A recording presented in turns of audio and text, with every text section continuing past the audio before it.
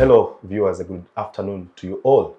Well, not so long ago, the Minister of Finance, the Honorable Matia Kasaija, did present to Parliament the budget framework for the next financial year, and this I mean 2023-2024. But as we speak in hindsight, we would love to also evaluate how have we performed in the current financial year that is in its third quarter of implementation. Well, that and much more on this episode of the Youth Roundtable. Colleagues, I'm joined by a panel of course, distinguished ladies and gentlemen, young people who have over time made a tremendous contribution towards youth empowerment. And that is why, as we discuss this afternoon, we shall be focusing on what is there for the young people in the next financial year's budget. But also, what did we take home in this financial year's budget that is still up and running? Colleagues, to introduce to you from my immediate left is a former student leader at Macquarie University, precisely the Minister of Security of the Students' Guild, and also someone awaiting graduation from Macquarie University. Kato, Laban is the name. Kato, thank you for being here. Glad to be here. It's a pleasure. How do you feel? It's fantastic. Yeah. How is A&T Youth League?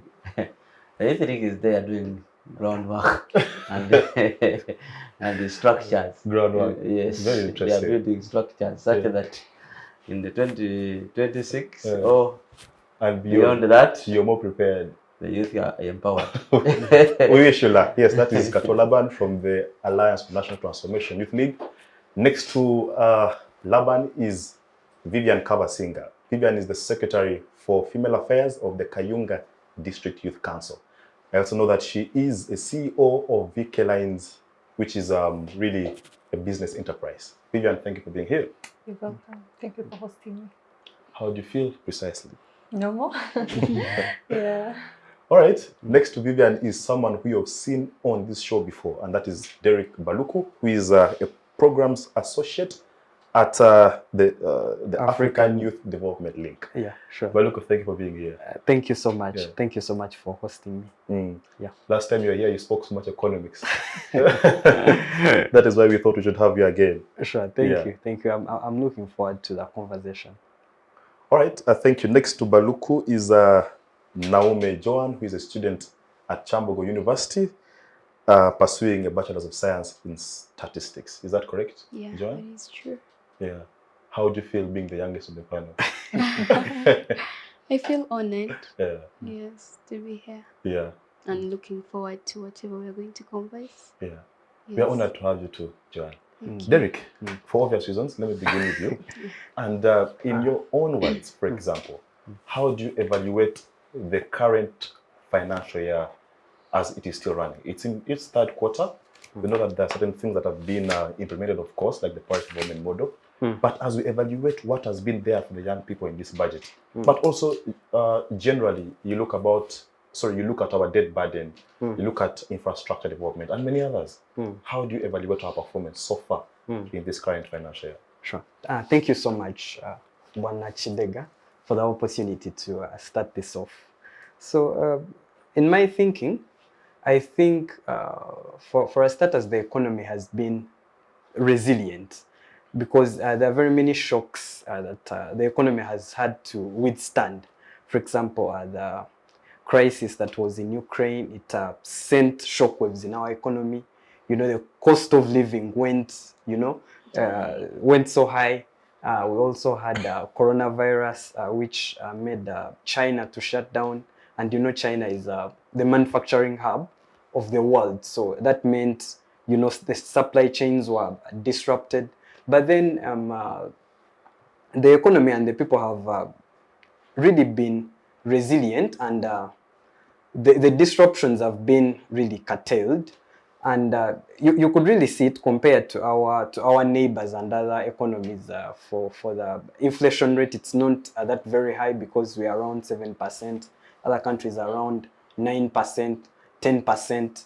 And I think the people are continuing to be resilient. Everyone is resilient.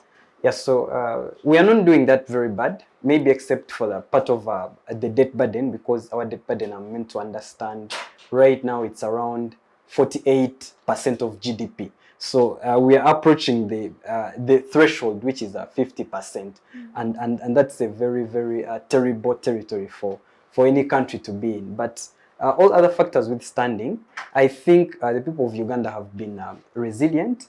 The government has tried its bit, other factors being constant. Yes, definitely.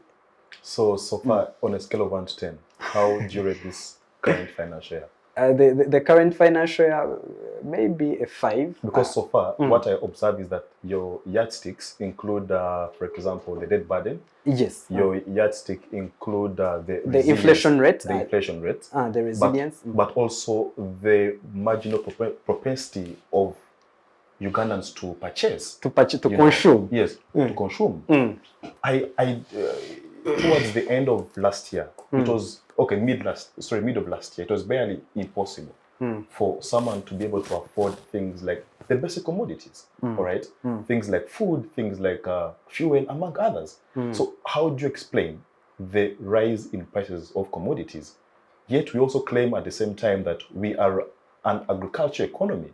So I don't know, from your economic perspective, how do we have commodities, food commodities having high prices, but at the same time, we are an agriculture economy. So. Okay, I'll explain that. So as we discuss this, that we must understand that Uganda is not in isolation of what is happening around the whole world. Yeah. You say that we are an agricultural producing country, but then you realize that most of the fertilizers that we use, some of them come from Russia, Ukraine, and this is an area that has been having a crisis. So importing such raw materials that are going to help in producing these commodities is going to be quite expensive. So that's going to make the prices shoot up, which will definitely increase the cost of living. All right, fair enough. Vivian, let me come to you. At least I know that you run a business. So as a young entrepreneur, government, for example, is looking at raising domestic revenue. What that means is that they have to find sources of taxation, all right? So as a young entrepreneur, as we evaluate this current financial year, what has your experience been? Let's just step into that experience, running a business in Uganda as a young entrepreneur, the cost of production. You're looking at, for example, the market availability. What is your own experience? Just share that experience and we'll see how to build from it. As an entrepreneur, I think it's been kind of a challenge operating, especially with the Russian war that brought up high fuel prices, because everything we do need fuel. If you want to transport something, you need fuel. So if the cost of making business is expensive, then the returns you get out of that business is really low. True. And you talked about tax. I personally, because if we do not pay our taxes, it's very hard for government maybe to build the infrastructure that we need to make business possible. But out of, I think, the 45 million Ugandans that we only have 7 million Ugandans that actually deal in active economic activities. But out of those 7 million Ugandans, we only have 2.4 people that are actually active taxpayers, which make it really, really hard for our local revenue to actually fund the budget. So you find it very hard that even the resources that we have as a country, if you look at the taxes that we get out of Uganda Revenue Authority, we cannot even fund 50% of our national budget. So that means that the roads that I want will not be there, the good health care that I want so that I'm healthy to do my own businesses. My own business will not be there, because you go to Mulago maybe when you're sick and you think you're going to get Coatam for free. You need to pay something because the money is not there. So I think we need, as a government, we need to find a way of investing into our economy. Because we are not going to be collecting tax over and over again. One thing we need to know is the government is broke. We do not have the money. He was talking about the debt burden we have by 2020. I think by 2021 we had 73.5 trillion in budget. In debt, 73.5 trillion in debt. Now, if our national budget of this year is 47.7 trillion, that means that our budget is even more than our national budget. Our debt is even more than our national budget. So I think we need to really pull up our stockings as Ugandans in terms of actually making a contribution to the government. So the government needs to invest in people to get taxes out of them, because I don't believe giving URA all the time's target to collect, let me say, this year's target is 25, I think, 0.6 trillion. Yes. As Uganda Revenue Authority. So instead of focusing on how to get that money, and you're not focusing on how do we invest into the economy in order to get this target out. Yeah. So I believe we should focus more on investing into the economy, the private sector and the public sector. Make sure that businesses are thriving, because if businesses are thriving, then we shall get this tax that we need. Yeah. Wow, this is very interesting. Laban, I'll just pick up from where Vivian has stopped and the aspect of the private sector. You see, life is about choices. African states in the 1980s chose to adopt the structural adjustment programs, under which came ideas like liberalization, open up the economy, let there be private sector investment. And that has somehow taken over. Even there would be, are they called common goods? Like things like healthcare, things like education, that should have been how should I call it? Common goods, if I'm to say, have now gone into the hands of private players, and therefore the exorbitation and the exploitation of consumers becomes inevitable. So my question precisely, as you give us your opening remarks, is that do you think that the private sector is where we want it to be? Because like she has said, if government is to generate enough revenue, it has to come from the private players, the businessmen, the guys who are doing those borders, all right? Those are all private players. So how do you evaluate the performance of the private sector with regards to being able to, first of all, enterprise, and then in the long run, be able to support government through paying taxes? So your comments on the private sector, but also your general overview of how this financial year is progressing. Thank you, moderator. And in responding to your question about how the private sector has been performing, if we recall that as a measure by the taken by the government to recover from the pandemic consequences, you recall that the government through UDB and UDC invested a lot of money. That money had to be channeled to the private sector, and that was through the likes of private sector foundation, Enterprise Uganda, such of the things. As a result, we have seen there are some positive impacts. That, for example, the inflation rate. When you look at inflation rate between November 2022 to December, in that month, it tried to reduce. And also production has increased a bit. When you look at prices, of course, if inflation reduces, it means every price has what? So, to me, the injection, we may at times we may disagree with how the injection of the money of the fund into private sector has been done. The implementation, when it comes to private, do really the informal sector get that money? Of course, a few have gotten, the rest. Of course, there has been scandals of corruption. What is the bureaucracy like? How easy is it to apply and get this money? Of course, most of the people even don't know how to apply. Or is it the case there is that a problem with when it comes to sensitization and education, that even people who can use that money are not aware of where it is, the procedures to pass through to get the money. Just one point. I remember we were told that to access money from UDB and UDC, there is a certain threshold of money that a person is supposed to be getting from there. Like this money in UDB is not supposed to be accessed for people with very low income generating. Yes, definitely. Of course, a few people access it. Yes, but that is what I was talking about.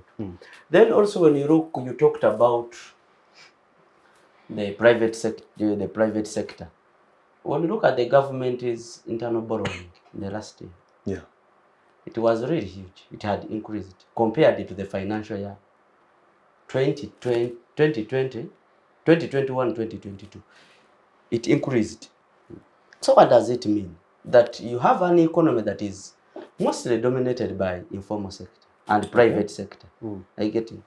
So if the government had increased their internal borrowing, for example, it is good if it borrows from the commercial bank. That's right. Of course, it reduced the fund that is available for the Service for the delivery. private The sector private sector, yes. to certainly. borrow. But also just to supplement that is that I think the commercial banks might have no option but to lend to government, because there is no more secure borrower than government, because unlike lending money to Baluku, who is a private player, any commercial bank would rather lend money to government, of course we agree of that security and yes, all those things. we agree that there is security when you borrow government, but at times also the rate at which government borrows may be low than the private individuals. Yeah. But leaving aside that, is that whether the banks are interested in giving loan to government,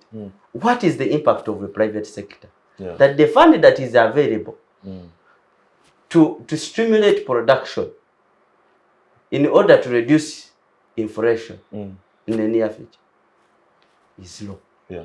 So that affects the private sector. Yeah. So generally that's what I can say. But also we saw the exchange rate. Okay. The last, I think in between October and November, we saw that the Uganda shilling appreciating against the dollar. I've forgotten but it was a bit. It was a bit. There was a slight appreciation of the Uganda shillings against the dollar, which we should also appreciate. Yeah. And that can be also because of the increased tourism activities, because remember during COVID, there was no tourism activities. So when the economy opened up in that financial year, we saw that the shillings was appreciating. Yeah. So that was a very great impact Yeah. on the economy. All right, thank you, Joan. Let me come to you. I'm going to throw you in the deep waters. Okay? hope you swim in it. Now, Joan, there is a global shift in terms of financial investment. The rise of the BRICS. The BRICS is Brazil, India, South Africa, Russia, and the C stands for, I'm not so sure. But yes, the rise of the BRICS, of these states, have led to a shift in the global financial market. What this means is that there is more investment coming to Africa. More companies, more multinational companies like Total are now bringing more money to Africa. And that is why it isn't surprising that there are so many. Now, we had the US African Leaders Summit. Now, I think African leaders have convened in the Middle East, all right? So it looks like there is some target that the globe is putting towards Africa, all right? So do you think that some of these international factors, we could stand to benefit from them? That if there is more money coming towards Africa, then Uganda stands to benefit too. But what I know is that to benefit from this investment, you must have strong institutions, all right? That can shock absorb, that can be able to regulate. So as we open up Africa, as we open up Uganda much more to the global market, what does this mean? Or what has this meant for our economy in this financial year? But also, speaking in hindsight, what could it mean for us in the near future? So let's see how you swim there, Joan. Thank you so much. Talking about that, which you've said, I'm requesting that you pardon your last question. How does Uganda benefit? Yes, I'm saying that the global economy is opening up and there is more investment coming to Africa and Uganda as well. So what does this foreign investment mean for us as a country? What does it mean for our economy? That now Total is coming into Uganda and are saying, okay, you guys have oil, let's exploit it. All right? All these multinational companies coming into Uganda, what does it mean for our economy? Does that come at the expense of the domestic investors like Vivian, who are endeavoring to run their businesses locally, but now have to compete with global players. So just evaluate first the effect of having foreign direct investment on the economy. So having foreign direct investment is good to some extent, and to some extent it's costly to the local investors. Yes, because you realize that Total, okay, I'll give an example of Total. This is a multinational corporation. Is it something? That's right. Yes. So when you realize that when such a company comes into Uganda, most people are going to shift their mindsets from all whatever we've been doing, and all of them are going to run there to Total, and they want to get employed there, and focus is going to be lost from these local producers of ours. And where do we stand? We are talking about the youth. Many youths in Uganda are really unemployed, and this is really dangerous to the country. Youths are embarking on very dangerous activities. Most are becoming thieves, and most are using drugs. People are starting up families that they can't be able to afford. Yes, I have to agree with you, because a country that has a very high unemployment rate burden, by all means, cannot be able to realize that you are a target that they're trying to project. Because where is the money going to come from? It must come from somewhere. If you have people who are not in production, they are not employed, they are not contributing any single money to the national coffers, then what Joan is saying is very right, that we shall have a mismatch. There will be a gap between what we expect to generate vis-a-vis what we can actually generate as a country. But Derek, yes. Maybe I wanted also to have remembered that I had to add on Vivian's submission when it comes to the collection of revenue. We do recall that the real GDP growth rate during COVID, it declined from, I think it was 6.4% to 3.5%. But when the economy started opening up, we saw the government taking up measures in order to recover the economy out of recession. And to my impact, I saw also the Uganda Revenue Authority taking different steps. I can tell you I've been following the activities of URA, what they are doing. One, they have increased on tax education. All right. They have had a series of different activities, conferences in different regions, reaching out to different people, investors, private individuals, trying to improve. And that is the only way we can improve our revenue. We can increase our revenue. Also, when you look at one of the things they have done is also to upgrade in their terms of systems they are using. When you look, for example, the portal nowadays, tax administration, you mean? Yes. When you look at the portal they are using nowadays, they have introduced some of the things that there are things that previously they would not track revenue from. For example, musicians, such of the things. When you look at them, when you look at, there are some services that URA has not been able to trace to get revenue. But such services, you need to go through the portal of the revenue in order to generate the invoice. And that invoice, that's where we can get the VAT from. So you can see that there has been, that's why we are saying, of course, we shall come later when we look at the budget framework paper of the next financial of 2023 to 2024. That is where we shall be looking at the reasons as to why you see that the budget, our resource envelope, is going to be very high. It has increased, I think, from 47 to 49?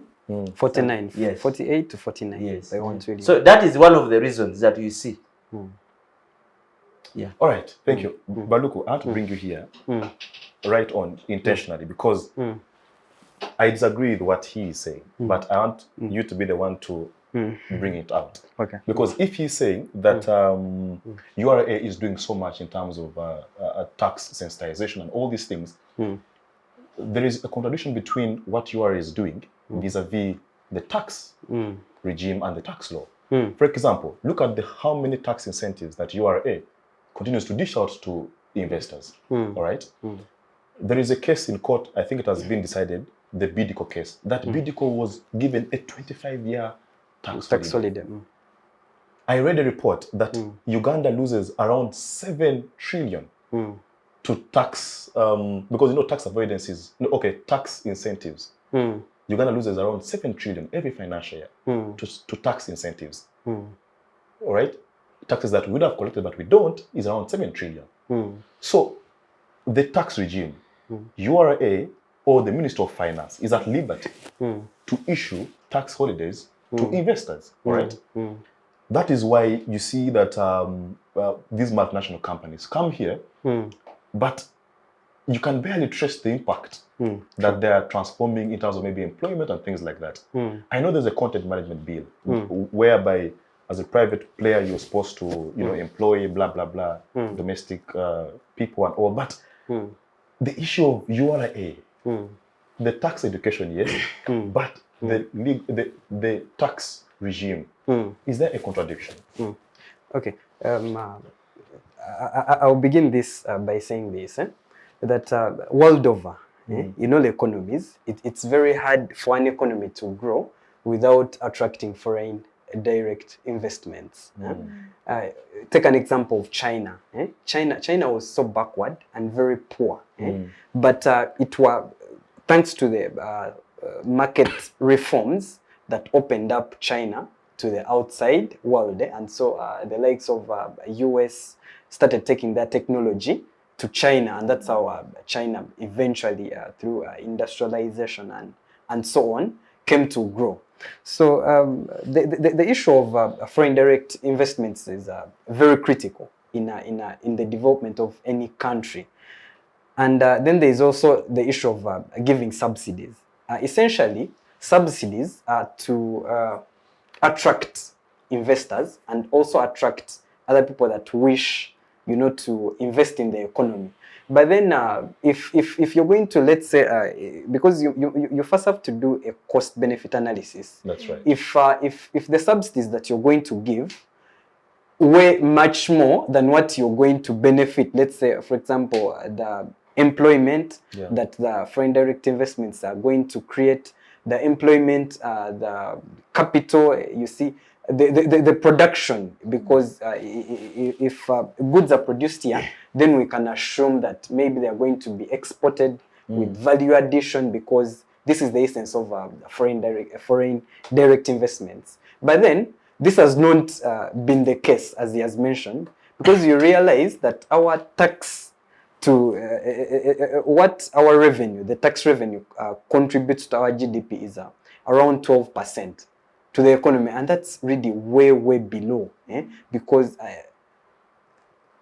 other countries maybe are doing around 15%, but for Uganda it's around 12%. That's what the tax revenues of Uganda are contributing to our GDP. So I think the government must reevaluate, the subsidies it's giving out to foreign direct investors, because you can't give someone a subsidy which is going to outmatch the employment and the goods that they are going to produce for the country.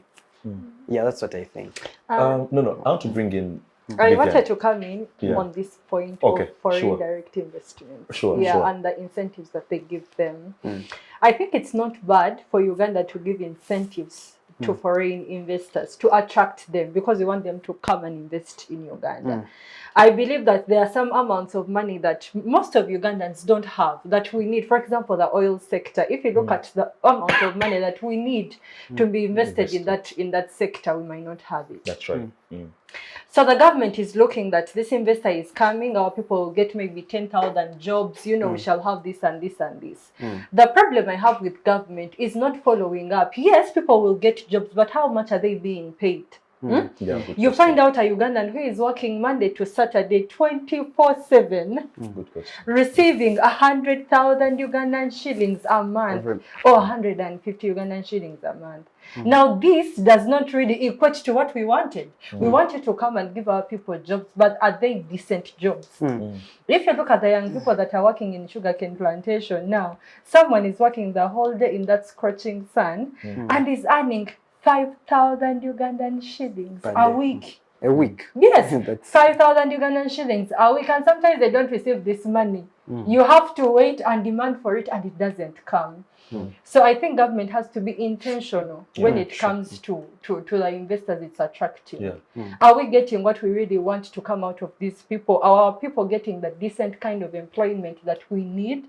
Yeah, so yeah, that's what I wanted to add on. Thank you. Kato, no, I want to Okay, bring it's fine. Joan. Joan, I'll bring you in on the issue of value addition. But Joan, sorry, Vivian, just to stick with you, the issue, because earlier on you mentioned the issue of the health sector, right? Yeah. And I want to believe that you have every reason to point out the health sector. Yes. Because in 2013, there was an Abuja declaration that did mandate member states to invest 15% of their financial year budget towards the healthcare sector. Uganda, in the past, I think 10 years, has not exceeded 7%, actually 6% of our investment to the health sector.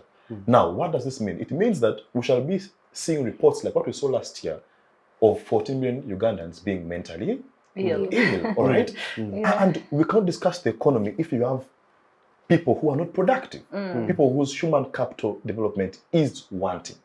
So as we evaluate the health sector, I mean, not to mention the mortality rates, the women who die giving birth, all right? So how best can we improve the health sector? Because it is so fundamental.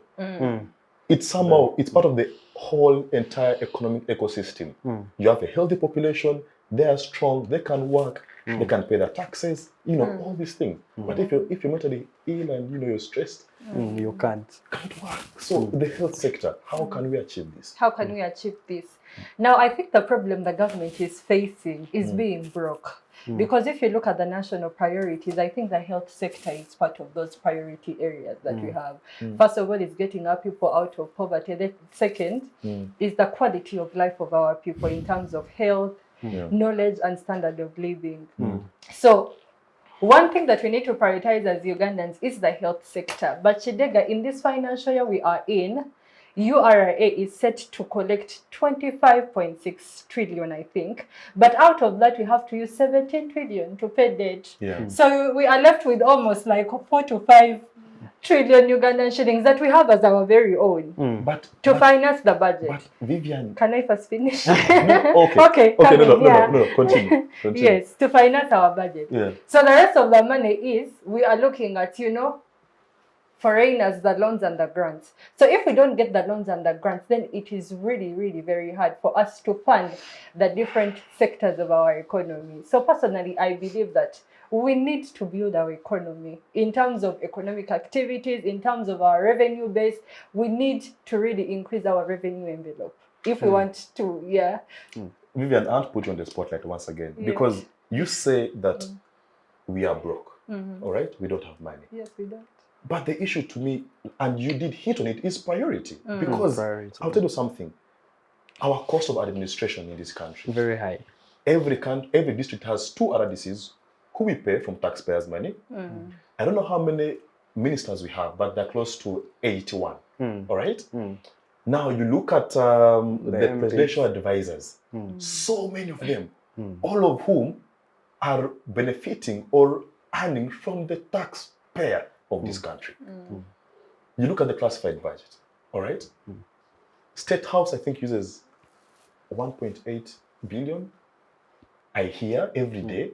So if only we were frugal, like the president said last year, that we should be more frugal. If only we were frugal and we limit expenditure on public administration, wouldn't there be money for the health sector, Vivian? Yeah, I think there would be. So first of all, I would love to think that most of our sectors are funded by debt. Because if you take away all donations and grants and all of that. But the problem we have as a country is the reason to why we are getting these loans, we are not getting the benefit out of it. Let me say we are getting a grant or a loan to maybe fund the health sector and maybe the infrastructure sector in terms of road and all of that. We are not seeing the benefit out of it because of maybe poor implementation by different government sectors and all of that. So, me, I think if we get this money, we should put it to the right cause. If you look at our health sector has been really funded by donors. I doubt if how much money we are investing in the health sector. When it came to COVID, we had actually to come out and beg fellow Ugandans, even though you have a 100 shilling, bring it. You get. We saw private companies coming out actually to fund. Allow us first finish up with. Yeah, actually to come out and fund this. If you look at the HIV and that different sector of HIV, we have been, you know, we have been supported by donors and, you know, other organizations. It is not in our money. But I personally, putting myself in the feet of government, trying to wear their shoes, I think it is very hard to run a budget where your resources, your revenue resources cannot even fund 50%. That is how worse it is. It's like Kidega, like you, having a budget of yourself for a month as 200,000 Ugandan shillings. And all that you earn is 10,000 Ugandan shillings. And out of 10,000 Ugandan shillings, you have a debt to pay of 5K. Wow. So it makes it really hard for you to fund your budget. Me personally, I think as a country, we need to invest in our economy, both private and public sector. Let our economy first stabilize, and we know how much we can actually collect out of this economy in terms of revenue. I believe that if we set a target, Joan has been quiet. let me finish. If we set a target of maybe our economy, all the resources we get out of Uganda Revenue Authority being able to actually fund 70% of our national budget, we shall be on the right course. Wow, fair enough. Joan, I want to bring you in. The issue of value addition. Baluk mentioned earlier on that we must compete on the global market. But to compete, your products must have value. Right? You will not get your groundnuts from the village and take it to the market globally and you think that you will have, you know, buyers. So, but the point is that how best do you think government can achieve value addition? The president made an argument for the coffee, the Vinci coffee deal. And his argument was that I am bringing this investor so that she can increase the value of our coffee. So that when you put it on the global market, it has, you know, compete. So, it can compete rather. So the question is, how best do you think this can be achieved? Is it through the fertilizers that he said? Is it through mechanization of agriculture? You know, so how best can we achieve value addition for our products? So that even when we take them to Kenya here, like our maize was being just from Kenya, right? So because of, I think, aflatoxins, something like that. So the issue of value addition, how can we achieve this so that our products have value and we can get the foreign exchange that Laban talked about earlier on? About the value addition to our products, I think the government should focus on mechanization of our economy and more of industrialization should be done so that when we come to production, good quality products are produced. When you go to local areas, you realize that these people are producing goods, like they come up with their own machines and they're also producing their own small goods. Government is not coming up to follow up and see. We have people who are innovative. Yes, they have the bright ideas and they really want to see maybe also Uganda becoming a very good country or a stable economy. But these people are not being supported by government. The government may say maybe we've released funds, these are going to help maybe this develop this and that. But are they following up these funds to make sure that they're doing the right thing? That maybe they're mechanizing all these, like they're carrying on mechanization, you know, to make sure that we have good production. So I think mechanization will help us add value, but still it won't be of help if we are not following up where we are investing our money. Yes. So that calls for accountability. Wow. Wow. Very interesting. Laban, yes, I can see your hand is up and I was coming to you. But as you make your comment, I have a question, which is that Earlier on, you mentioned, and on a lighter note, you said that the ANT is, doing grassroots mobilization and things like that. So the point that you're trying to make to us is that you are a government in waiting, all right? That you hope to sell out your manifesto to Ugandans, and should they buy it, you'll have the opportunity to govern this country. The NRM government is on full gear of implementing the parish development model, all right? As someone who should be offering the alternative, or as a party that should be giving government the alternative, do you think the PDM has capacity to get Ugandans? Is it the economic silver bullet towards the economy? Okay, thank Because you. it is being financed heavily. Because I'll tell you that in the next financial year, it is second to salaries. Salaries are being prioritized, then the PDM. I will disagree with you to a certain point, but thank you. I think you are trying to drag me into. You see, here we are discussing economics. No. And the budget, but you are trying. Of course, I'm not a student of political economy, but it's the way you are dragging me to take this hour. But nevertheless, I will try to resist. No, I will not resist. Of course, it is true that I'm a member of the Alliance for National Transformation. Yeah, I subscribe to the agenda of the Alliance. So that means we are a government in waiting. Very soon we shall, by God's grace. But you So talked before. I will comment on the issue of health and value addition later.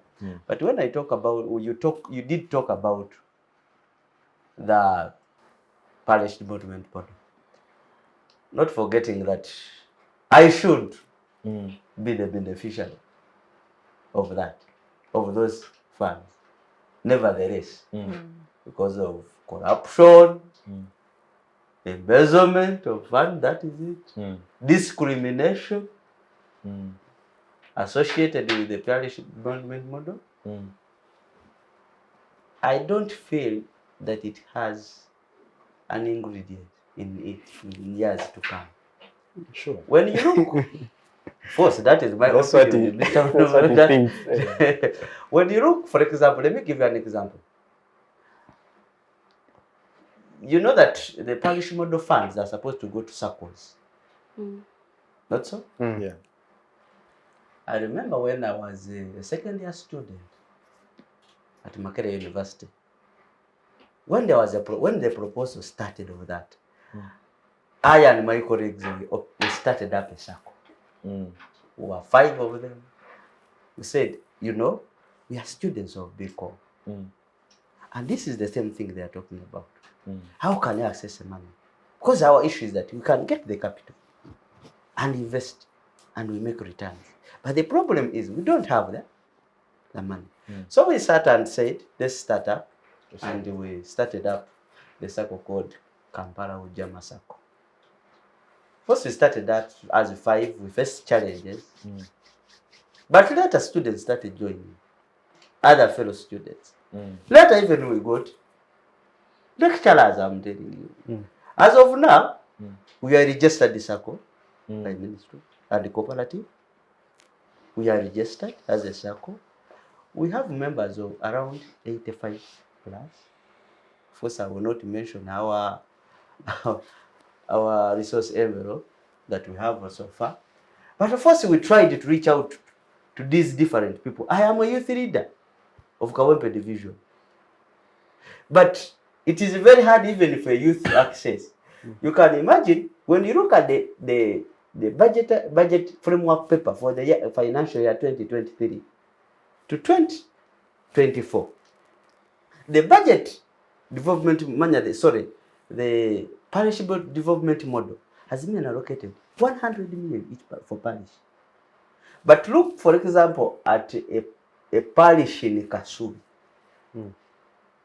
that is in Ruwaga division, that may have more than 50 youth, because we are here for the interest of youth. That's now what we are talking about.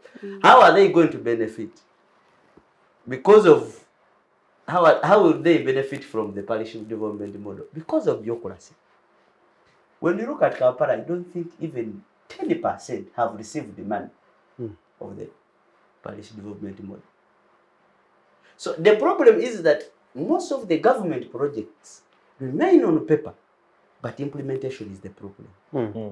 That is the issue. Then when I have given my thought about I don't think that it will yield anything as long as the government does not go to revise it again to make sure that it goes to the muntu wa wansi that one Laban Kato as the youth leader at Makerere University and Kawempe Division, I being the chairperson of the youth at Makerere, can benefit, can know the information relating. I remember there is one person that I cannot mention, who is the councillor of the end of division from NRM Sabo County. Did tell me that for you are opposition. You know? Why? So, what they did to me as the chairperson of the youth, they didn't forward my name. They went somewhere. They got my competitor, who was on the flag of NRA.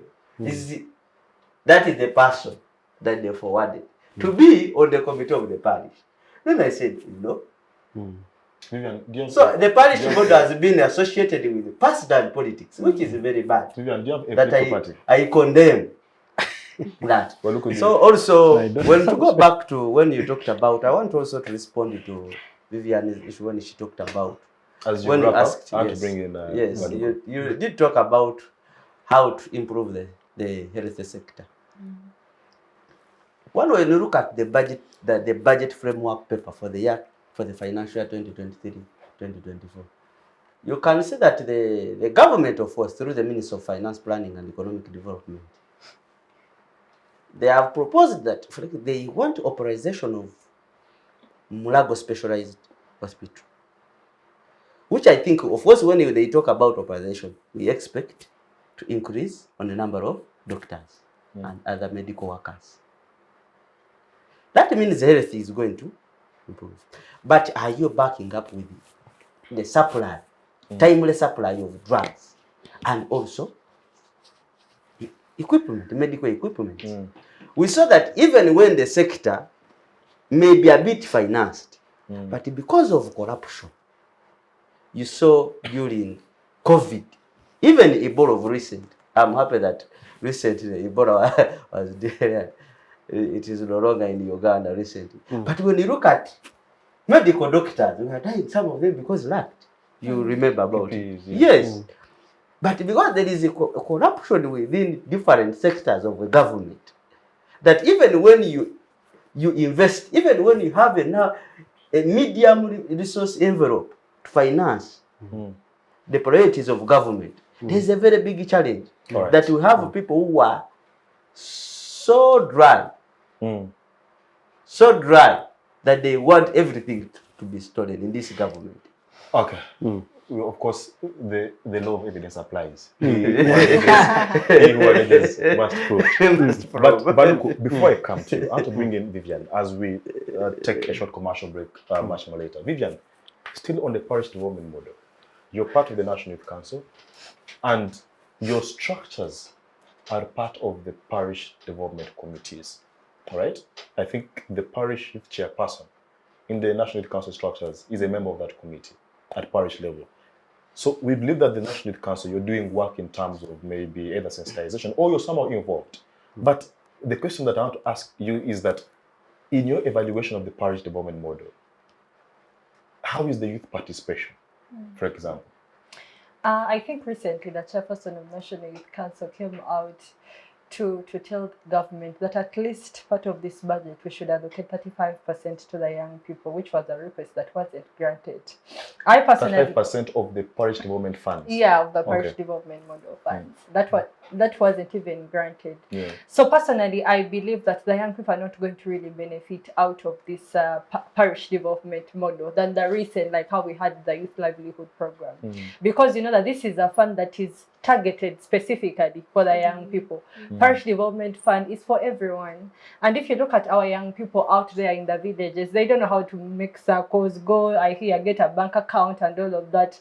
The bureaucracy to actually finalize the paperwork to get this amount of money is also a constraint. Yeah. So I personally believe parish development model. No. Okay, how Yes. different is it, for example, how different is the PDM from Emyoga, for example? From, for example, say Bonaba Gagabale, from the Youth Livelihood Program. Yes, that you've hinted on it, but how different is the PDM from other government programs? I personally Because think, why I ask is that the Youth Council is supposed to be the voice of young people. So you are supposed to be out there to look at the gaps in government financing, to look at the gaps in government projects, in government programs. Do they cater for young people? So are you saying that you were better placed with the Youth Livelihood Program than you're placed now with the PDM? first of all, you say the youth leaders are supposed to be the voice of the voice of the young people. And I think it's something that they have done, but the government has consistently and constantly refused to listen to these voices. If you look at the budget of the National Youth Council, our district executive committee members actually work on nothing. We call it voluntary leadership. Like, they gave you an office, which office doesn't even have a 1K of airtime for you to run your businesses, to run your daily activities in monitoring the youth. To mobilize your mobilize your people, tell them and about, PDM has come and what should we expect out of it. Government has made it really hard for the youth leaders to actually do their job. You understand? So personally, I believe PDM is not going to work for the young people. And what I'm requesting is we should have a fund that is set specifically for the young people. Not for everyone, because everyone should be there. Women, young people, everyone should be there, elderly and all of that. So me personally, I think the PDM will not work so well for the young people than a fund that is specifically set for the young people. Derek, this part of the panel is very pessimistic about the PDM. All right? And I understand their fears, all right? Because previous government programs have really struggled. Look at Emyoga and things like that. But I want to pick it up from you and perhaps to help us understand, or to help Ugandans out there appreciate the PDM, you could highlight certain countries in the past that have used such kind of economic models. It's called the Grameen model. Yes. That's where they picked it from. So you could highlight for us certain testimonies of countries that have used such a model of economic approach to grow their economies. I know Tanzania tried through Ujama, but it did not work so well. But there are other success stories. So to the Kato, Laban, and the Vivians, can you convince them, or you share their fears? Okay, for me, about the PDM, I think it's a good model on paper, right? Yeah, because if you look at the pillars of PDM, financial inclusion, these are very critical things. For pulling people out of poverty. Yes, they're very critical. But then, as they mentioned, they also mentioned very critical issues about its implementation, right? Because last year, around November, we were in northern Uganda as the African Youth Development Link. There is a project that we are implementing there. So in that project, we were tasked with asking the youth in northern Uganda, do they even know about the parish development model? What are they doing about it? And to be very honest with you, a certain percentage of the youth actually didn't even know about the parish development model, right? So, and I think that goes back to the government, the issue about the implementation, because first of all, you have to tell people about the program, and what she talks about, the issue of sensitization and mobilization, that these youth leaders, or because they're called district community development officers. So these people are not even well facilitated to go down to the grassroots to mobilize and sensitize people about the PDM. Also last year we did a Twitter space to get the perspective of PDM in Karamoja. What people in Karamoja think about the PDM, and actually do they even know about it. But to our surprise, people there don't even know about PDM. So how is this program going to help people? Yet they don't even know about it. So for me, it's a good thing. It's a good model. It could lift, actually, if well implemented, it could lift hundreds out of poverty. But then I think the government needs to do more, right? With minds. Actually, there is a problem with mindset change, right? That's a very big problem, because when we're in northern Uganda, the youths that we interacted with, and they were like, you see, parish development model, how is it even any different from these previous programs that we, because actually most of them think that this is another tool for the government to mobilize votes from them, right? Really? That's what they think. They think the government is just using this to mobilize votes from them. So that is true. So I don't know about that, but then what I think, I think the government needs to do more about the mobilization, right? Funding these DCDOs, the district development community officers, then also the youth leaders, to go down to the grassroots, right? To tell the people about the parish development. And there was also consistently a problem on the guidelines. I don't know if you guys noticed. The guidelines of the PDM were constantly changing every time. So you could find the youths confused.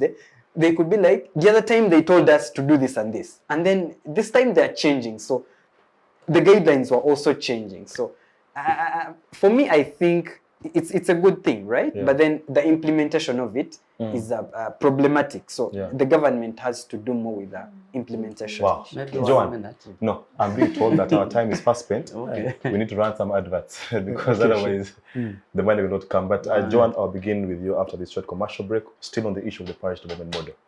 To the viewers, we know that you have a comment, and the comment section is right below the screen. If you agree or disagree with any of us, give us your opinion. But above all, don't move a muscle. See you shortly after this commercial break.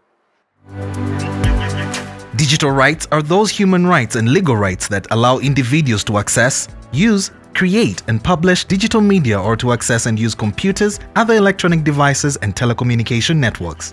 Digital rights include a right to freedom of expression, information and communication through technology, a right to privacy and data protection, a right to credit for personal works, a right to universal and equal digital access, a right to identity, a right to anonymity, a right to be forgotten, and a right for protection of minors, among others.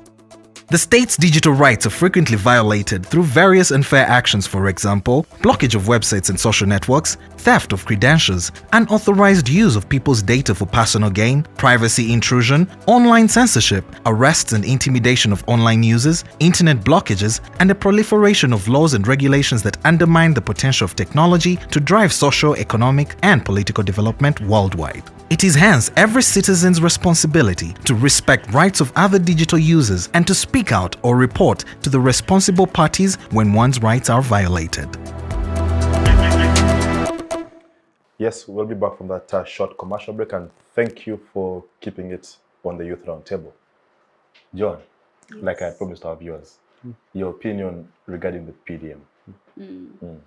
Well, my opinion regarding the PDM, just like my colleagues said, I'm really not optimistic about it as a youth.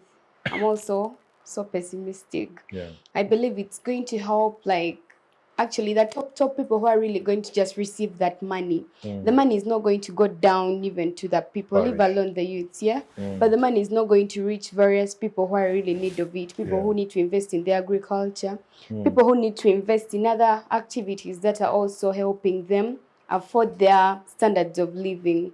Yes. So me, I really believe that there should be, like, something should be done to make sure that this money is well used. They follow up, like I said, they follow up and see how much, like, have you also got a share of this money? Because the top, when you go to Uganda's population, we have around 77% of the youngest youth population, something like that.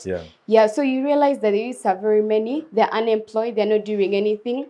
When they get to know about this money, my colleague said most of them are not aware.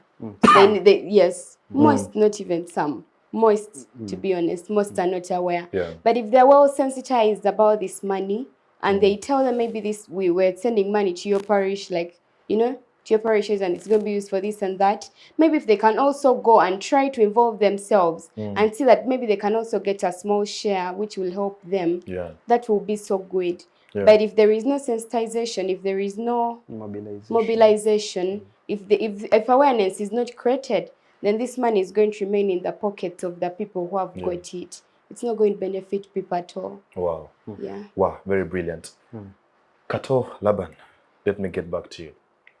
I listened to, and I quote, to an official from Central Bank, Bank of Uganda, who said that the issue around Uganda's debt burden can only be solved in 3 ways. 1 is if we get our oil out of the ground. 2, which I found funny, is that if we get debt forgiven, debt cancellation, all right? Then the third is that if we just choose to avoid and just say we will not pay and just prepare ourselves to face the legal consequences as a country. But I just focus on item number 1, the issue of our natural resources, the issue of oil. Government is saying that we want to get the oil out of the ground. Then the environmentalists, the activists, I don't say the opposition people, but people who are environment interested are saying no, don't get the oil off the ground. It is affecting the environment.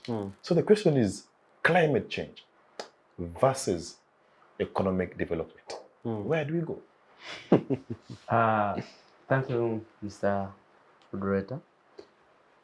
To me, by first answering your question that the central bank said the only way we can get out with what? With the debt currently, which is at 80 trillion. I don't feel like, because you see, the development of oil is a long-term investment. No, but they're telling you that in the next 2 years, actually. Of course, 2025. There have been processes, there have been promises, you know, when it was first declared, how this, by 2020, by 2015. So, but at least there are new things that we are seeing right now. Things example, like the investment from Total Energies, things like the investment from CNOC. All right, those things were not there in the past. Yeah, but so of course, there are certain things that indicate that indeed 2025 is achievable. You did mention that the issue of climate change, and you see, this is an issue that should be fought, and it can stop the continuation of the production and each and everything.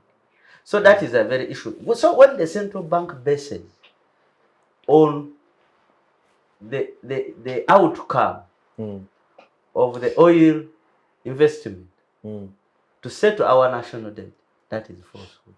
Let me give an example. Most of the countries, by the way, that have their high resource envelope each year, most of them, by the way, don't usually depend on this oil. They don't over depend on the oil, even when they have oil deposits. But it is mostly human capital development. Human capital development. So, but wouldn't the oil? There are countries wouldn't the oil add something? Is that yes, but mostly it is. We have seen countries that have a high GDP, but even they don't have oil. But when you look at the year debt burden over the years, it is low. But you find even a country has more oil deposits and even the minerals, but they don't have.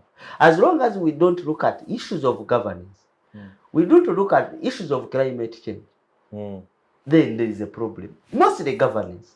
Whether we have a lot of oil coming in, but as long as we have a problem with the issues of governance, poor systems in Uganda, then there is nothing. So are you for ECOP or against ECOP? Of course, I do support that issues of climate change and human rights should be observed by any government in this world.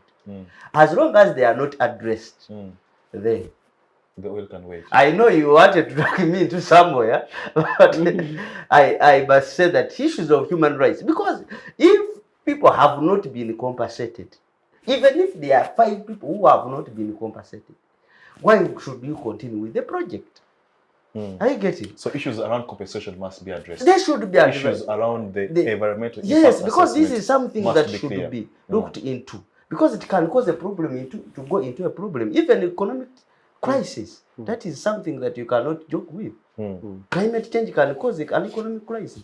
You find, so that is a very serious issue that you should look at. But I don't want us, we the youth of this country, who are the majority, to have a lot of hopes in the issues of oil and everything. Of course, there are hopes. I want to assure you, I've been following the process. You're saying no hope, no hopes? No, a lot of hopes. Much hopes. It should be regulated. Yes, yes. That's what I say. But of course, I have seen that according to the budget framework paper of 2023, 2024, the government is trying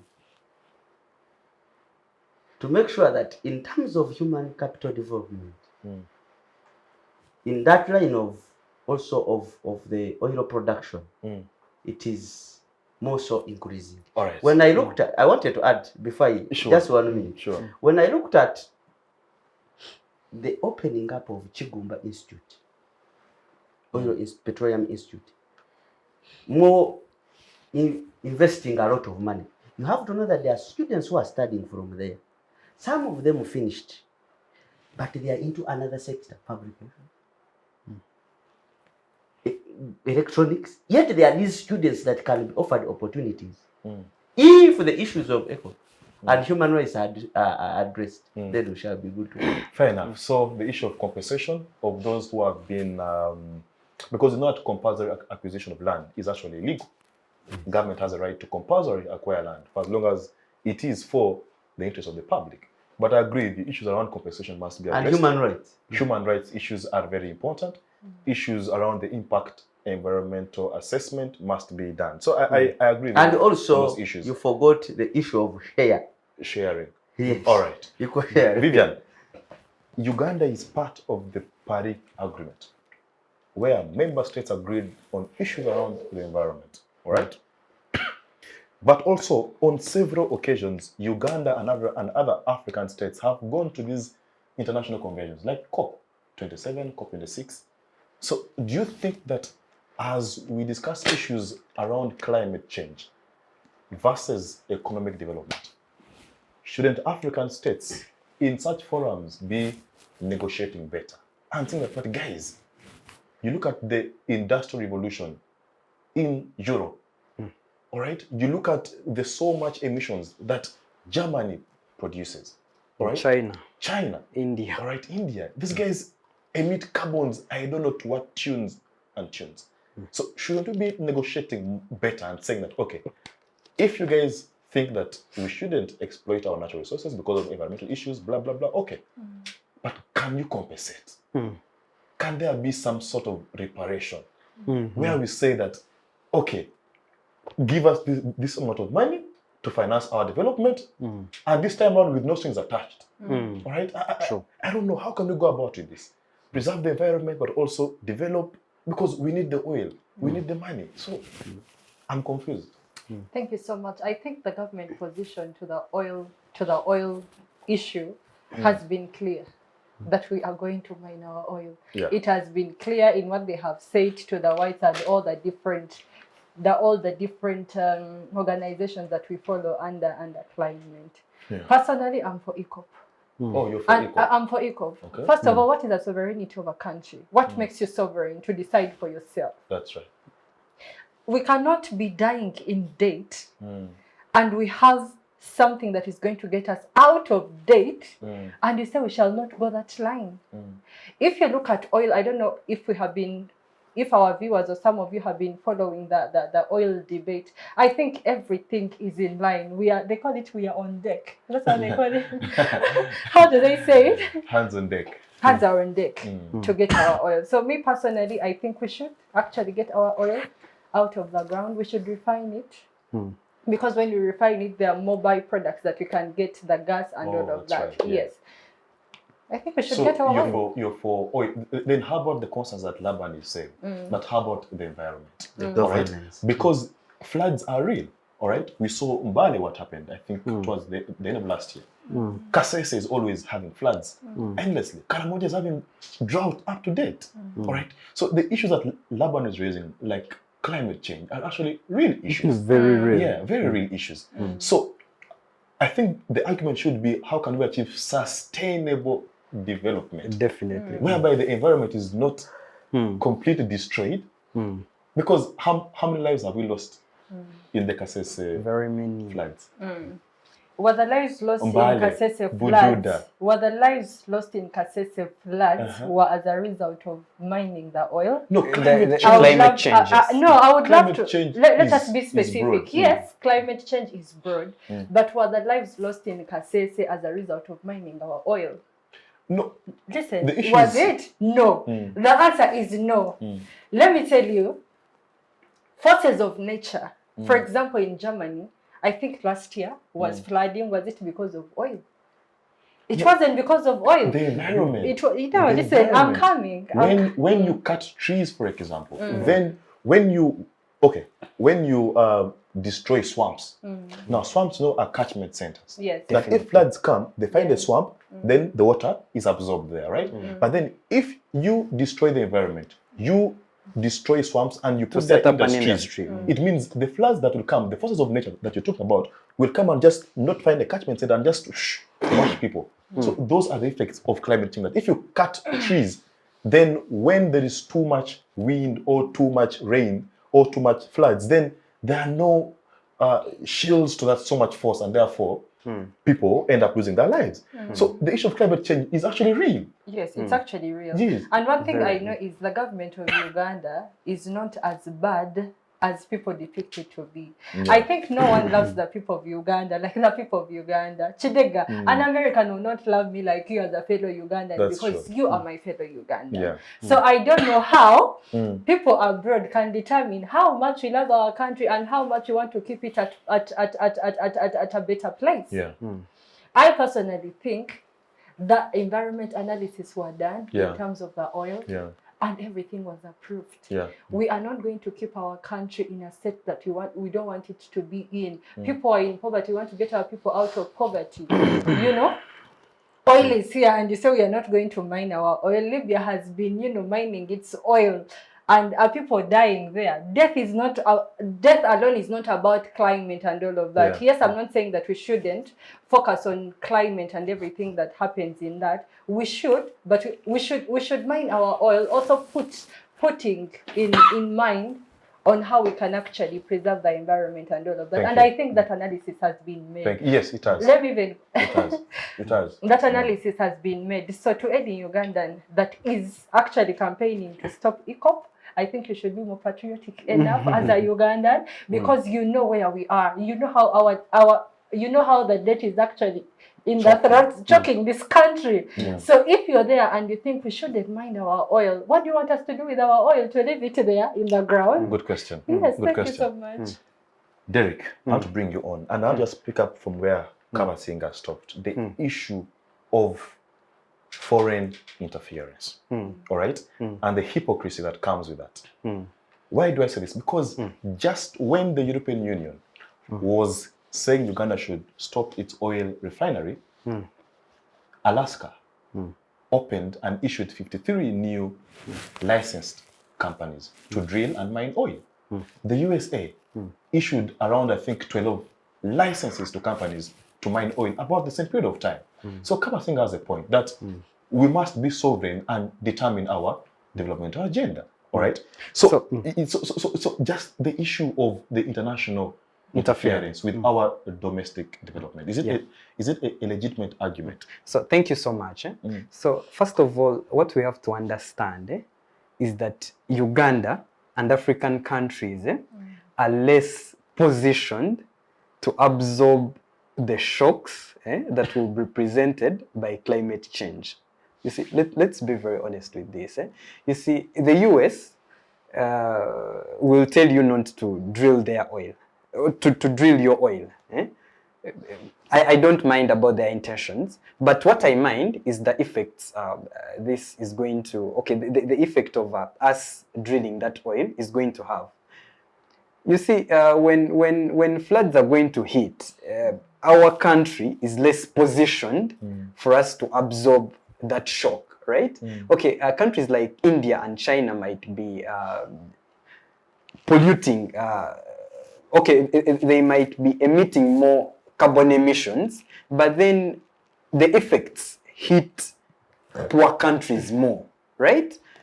That's what we have to be very honest about.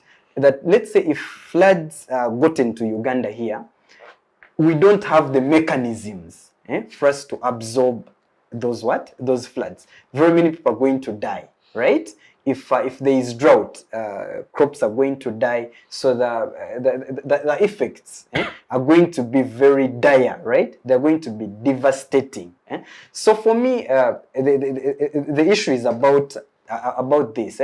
So someone talked about the reparations. For me, that's what I think. I think the wealthy nations, because for them they attained, wealth also from industrialization, they could also pay African countries to stop, let's say, oil drilling and then pay them to develop, right? Because I think that would be a better option rather than spoiling the environment. Because you guys, look here, all of us here are youths, and we are talking about sustainable development. We are going to produce kids, right? And we usually talk about conserving the environment.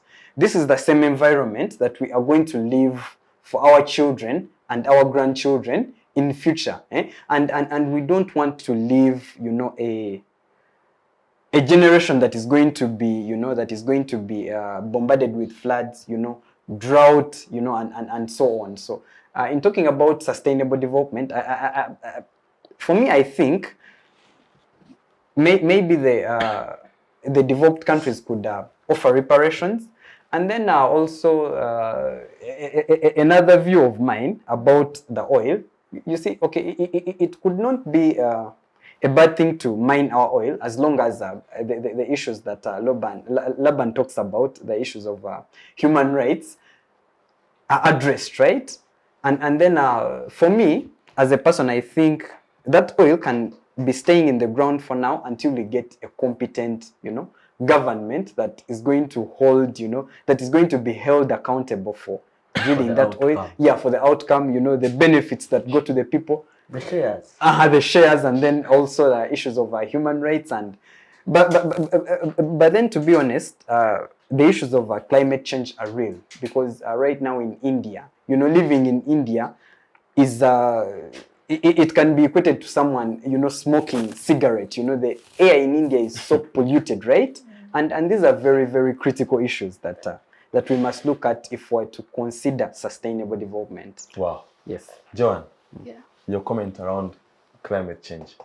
My comment around climate change is that in regards to the oil, whether we want it or not, we need that oil, like our colleague here said. We need to get that oil out, and in that whole process, we are going to create more employment opportunities to our people. But if we are not drilling this oil, then it is just staying there, and you can't guarantee its safety. Some people could encroach on it and they start drilling it, without notice to the public or notice to other people who are really concerned about the oil. So I say that analysis, like before something is done, they really carry out maybe research. They're like, if we start drilling this oil, how are we going to benefit from it? What effects is it going to be to the environment, to the climate, to everyone, So I believe that they carried out enough research, and they found it worth that this oil should be drilled, and there will be effect, but they will be at a very low. They are within our measures to absorb them. Yeah. Yes. So I say that we should really continue with the oil drilling thing, and it won't affect our climate so much. Yeah. Like many people are really are afraid. anticipating. Yeah. Many people are anticipating doom. But Laban, rather, sorry. Laban, let's now shift gears to look at, first of all, have you had a look at the 2023-24 framework paper, the budget? Of course, I've even been following the processes. All right, wow. So you're the best person to kick us off on this topic, on this end of the conversation. So what is there for the youth in that framework? Yeah, before I talk about the interest of the youth in the budget framework. Of course, when we are talking about the budget framework, of course, we are talking about the budget framework paper. Yes. That it is in the fulfillment of the Public Finance Act of 2015 as amended. Of course, before I talk about that also, we can see that the processes to which it has come when it was laid before the Parliament of recent, and I think it was laid before the Cabinet as per the law from the Ministry of Finance Planning and Economic Development. It should, of course, we remember that according to the same act is that it should be in collaboration or in the same line with the National Development Plan of the country. That's right. And it should also put into consideration the issues of gender equality, integrity, and also balance development. So when you look at the budgetary framework for the financial year 2023 to 2024, you remember in 1986, I think the population of Uganda was about 15 million. As of today, I think we are around 47. Something like that. Yes, which is a very big increase, maybe for like 3.something%. And the majority of that big population are youth.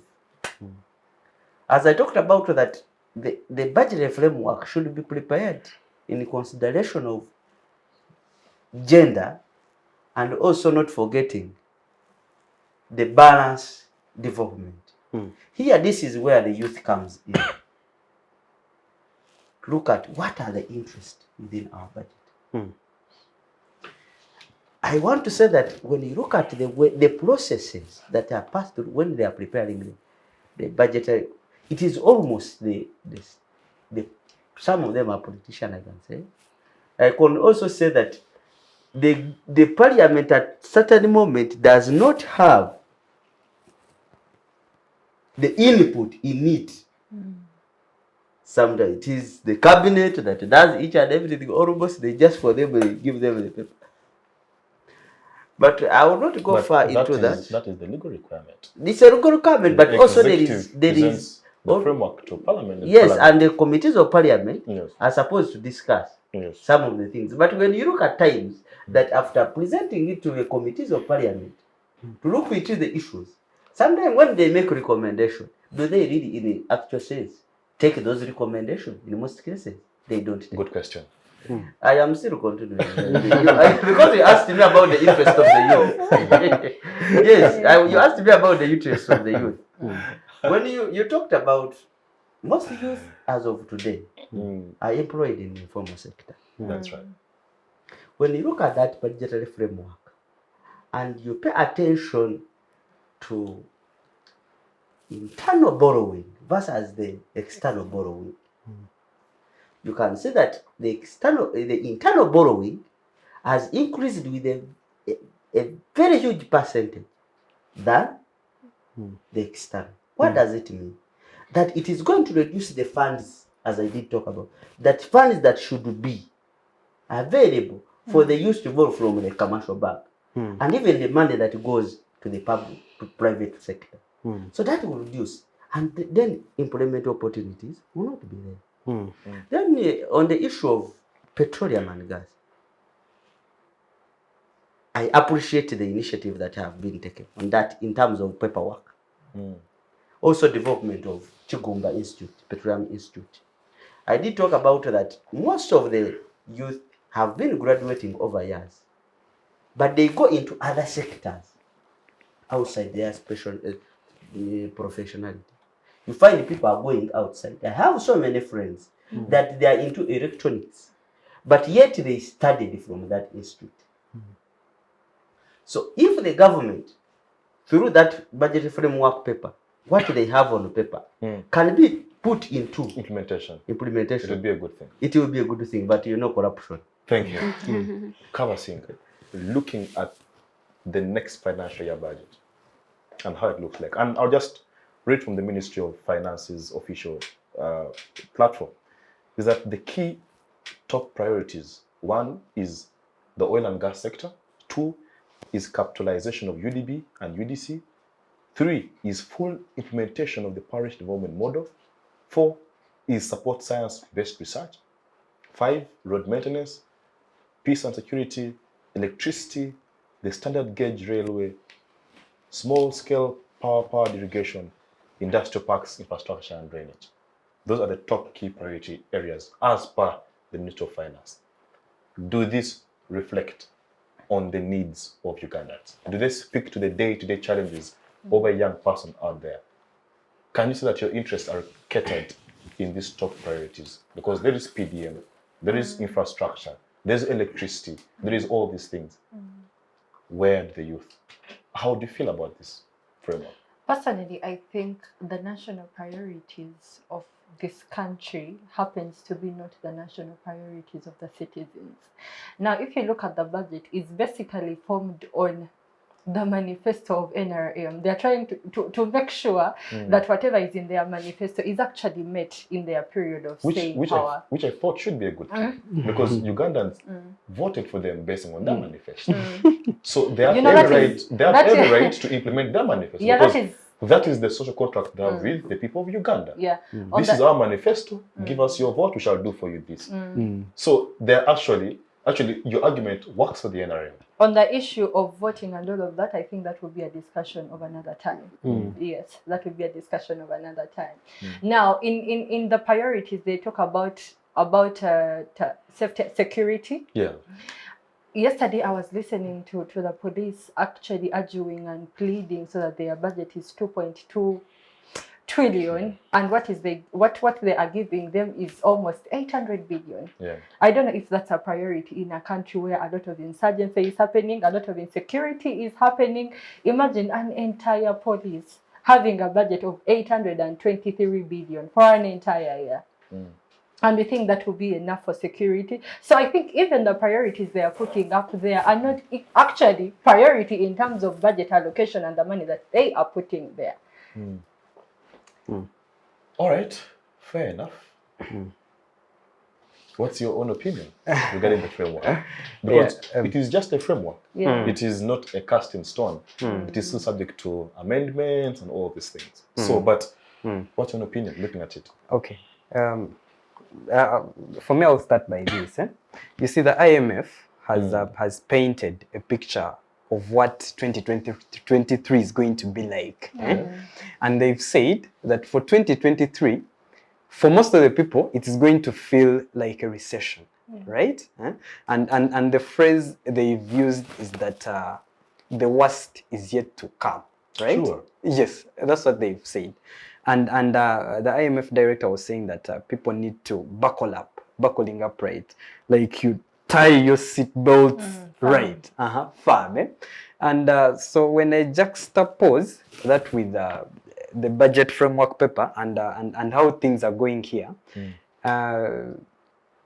first of all, for me, I'll look at the expenditures, right? The expenditures in this budget. And a lot of monies that are going to go to public expenditure, right? Paying wages, paying salaries. You see, running government, the cost of public Administration. the cost of public expenditure. It is very high, right? So this leaves very, very little money for service delivery or for money that is going to go to running youth programs, right? And then also if you look at the issue of paying debt, right? Paying interest rates, because I am meant to understand that we are going to use around 6 trillion just to pay on the interest, interest on debt, right? So that's a very, very high, So to be honest, this leaves very, very little money, right? For service delivery and for giving money to the youth, let's say, to change maybe their lifestyle or what. And then also I want to look at there were those blanket cuts that were made, is it around 80%? For there is a program on community mobilization and mindset change, right? So there was around an 80% cut on the money that is going to, that is supposed to go to that program. So the effect here is that you see there are those people called the district community development officers.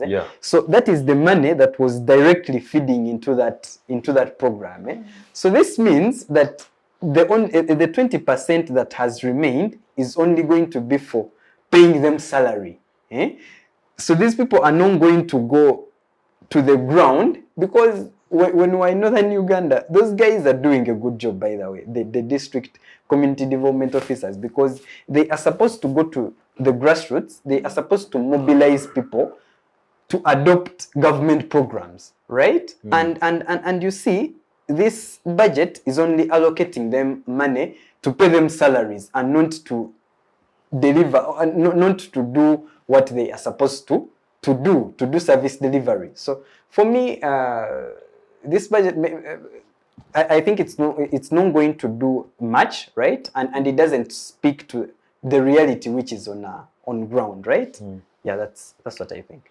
All right, Joan, looking at this budget framework, are your interests catered for as a young person?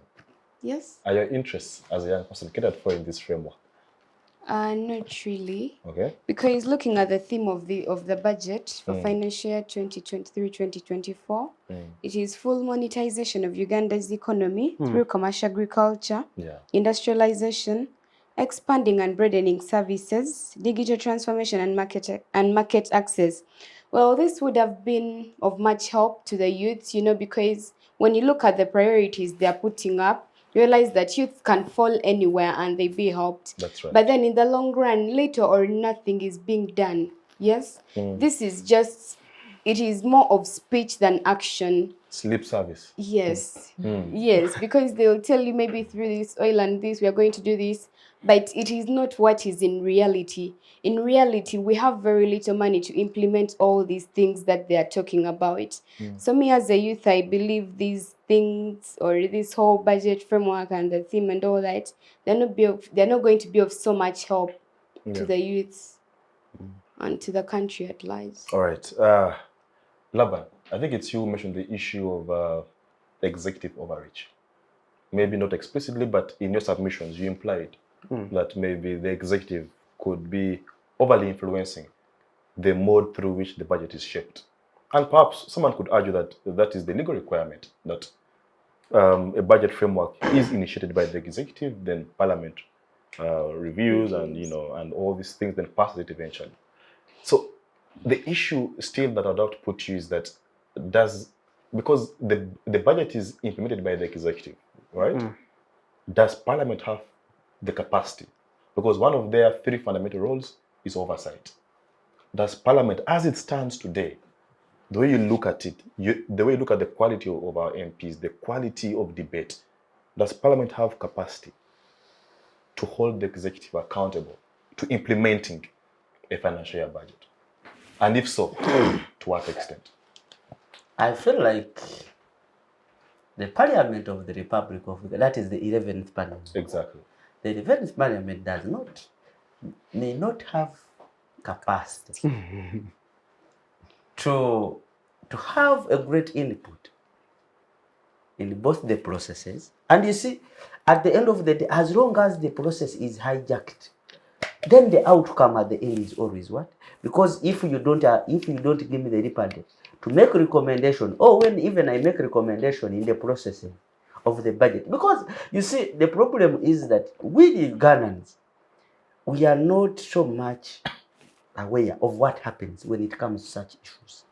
That this is something that starts a year before the budget process. But people get interested when it's the 1st June, the end of the financial year, to listen to the allocation. But people do not know. So, and it is the role of the parliament and the other government organs to make sure that people are interested in the processes of budget. That, because that is at the end of the day, that is when we shall get the implementation. How would the people make account? Like, how would the MPs and every leaders account to the people of what? So I think the parliament does not have, whether there is a legal mandate according to the Public Finance Act of 2015, that is section 9(3) and section 5, but do they, because also it is a legal government, for the parliament, for example, the Committee of Finance of Parliament, to make recommendations according to observation what is.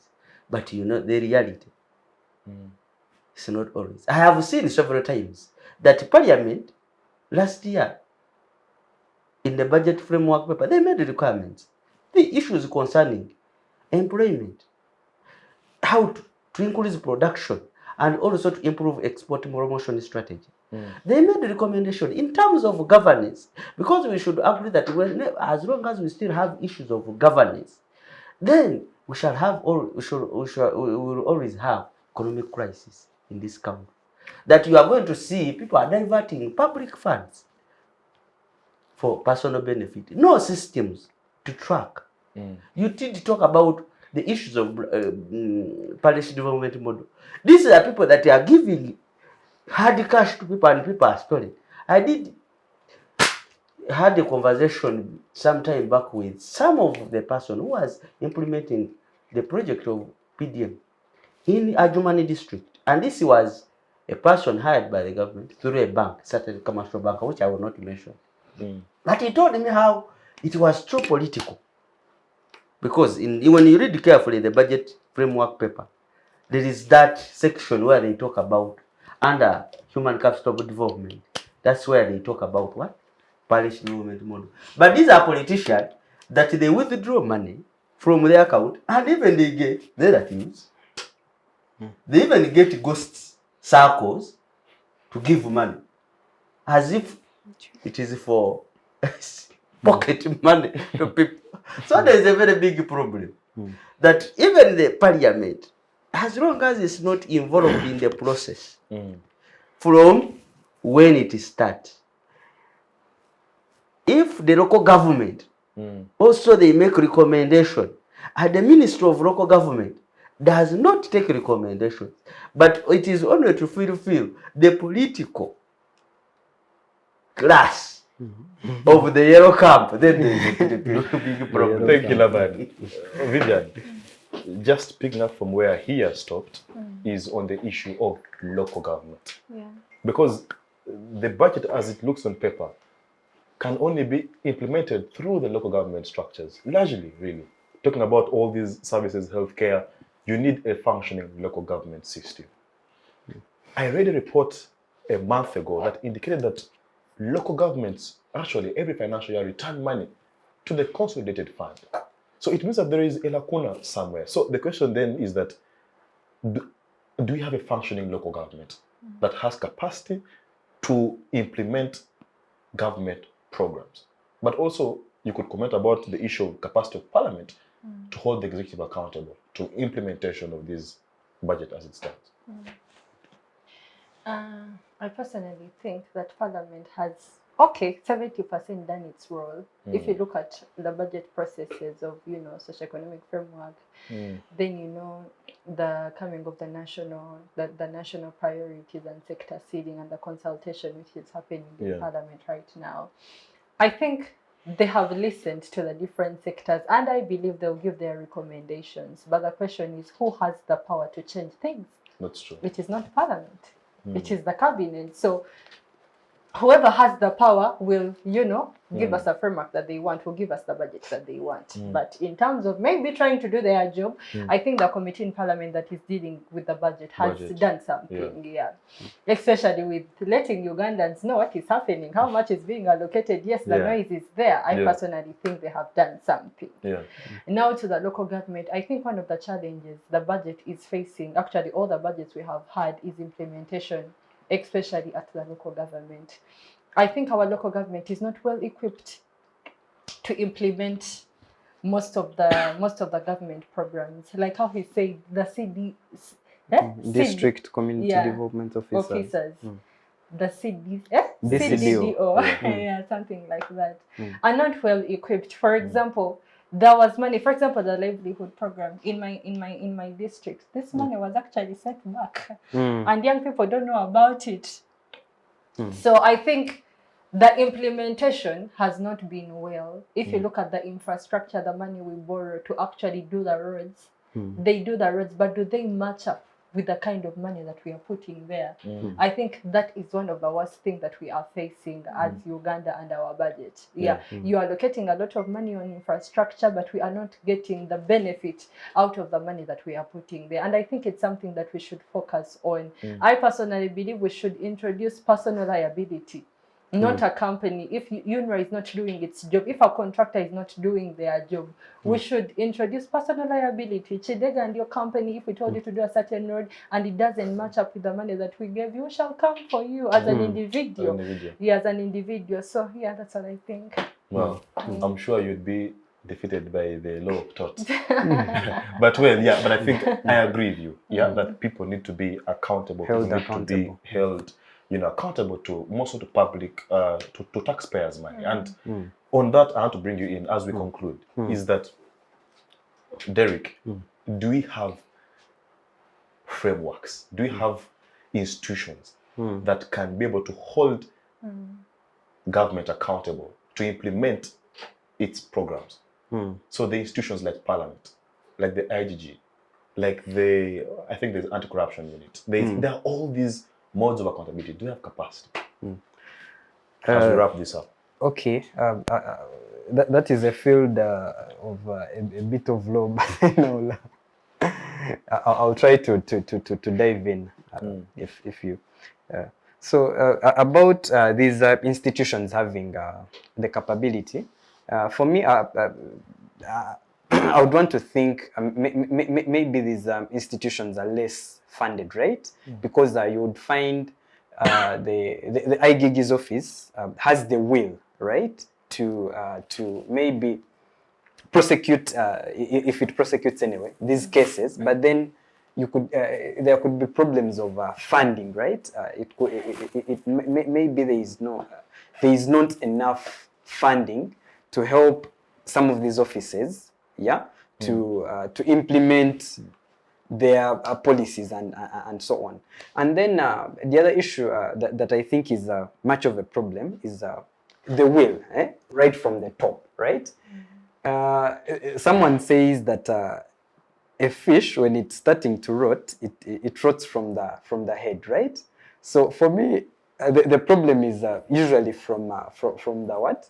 From the top officers. You see, if there is no will, to hold people accountable for their actions or for taxpayers' money, so how do you expect these people down, right, to be held accountable? So I think the mantle should begin with people at the top, right? Even on measures to do with frugality, because recently I was seeing, is it State House was demanding money for a new fleet of cars.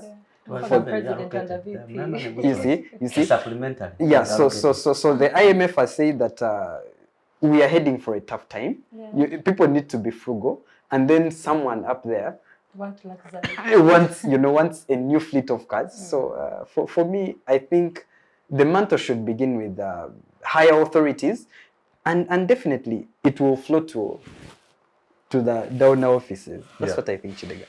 Joan, how best can we hold government accountable each time we have a budget that is out there?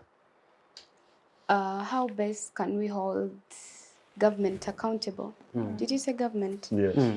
Yeah, well, I think, giving an example of you, when your boss does something, fine, they have maybe put you in an office and they're like, you're running this whole place.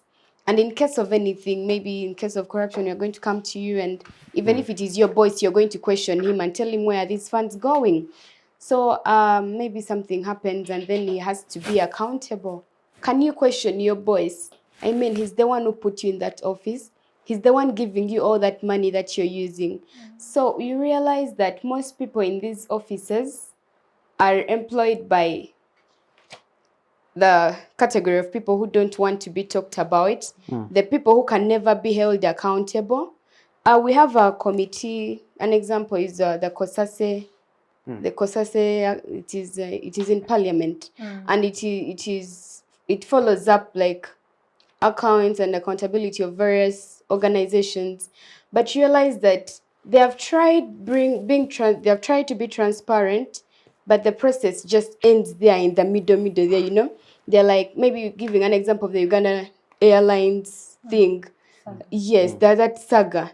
We had hope that, yes, you know, they exposed those people and all that, but then the person chairing it tells you we took the letter, maybe we took all the files and the reports to the speaker, and up to now she has not done anything, and realize that all that is just dying there.